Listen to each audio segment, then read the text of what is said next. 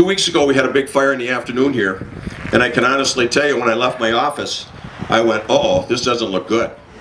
The first person I ran into coming up the street was a person that lived in the apartments, and she looked at me and she said, where are the fire trucks going?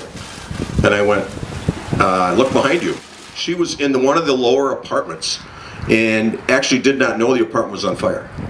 And I really took that kind of like, wow, can you imagine that? We're very lucky, folks. No one got hurt. Anytime you get called and you go to a place like that, whether it be a house fire, an apartment fire, and if you read the paper, we're rather busy here in Brainerd. Nobody gets hurt, it's a good day for me. When people get hurt, that's tough. You know, so with that, I'd just like to thank everybody that's been involved with this. Teen Challenge, Bridges of Hope, Salvation Army, Red Cross, on and on and on and on and on. We've had 3 or 4 house fires in the last 2 weeks since the apartment fire. The tragedy that they're going through.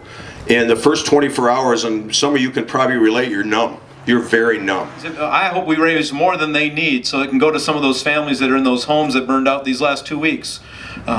We just want to give back, and I want to call a representative from Bridges of Hope. And if you're not familiar with Bridges of Hope, this is one of the most amazing nonprofits we got going in this community. It's such a blessing for all the churches and all of the nonprofits to be able to point people that are in need to one central location so that they can get the help that they need. Well, did you see there's a fire, there's an apartment building burning, and so we came and we drove by later that day. We were on our way out for dinner, and you could just tell it was not good, you know, that it looked like there was a lot of loss that had happened. So we worked with Chris, we got as much contact information we can, and I'm so proud of our staff.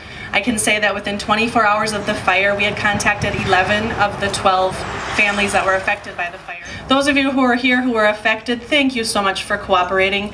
I bet it was a bit overwhelming for us to call you right away and kind of get that information from you, but it's really proven to be helpful for us in the last 2 weeks because we've been able to kind of check in and get in touch and make sure you have what you need.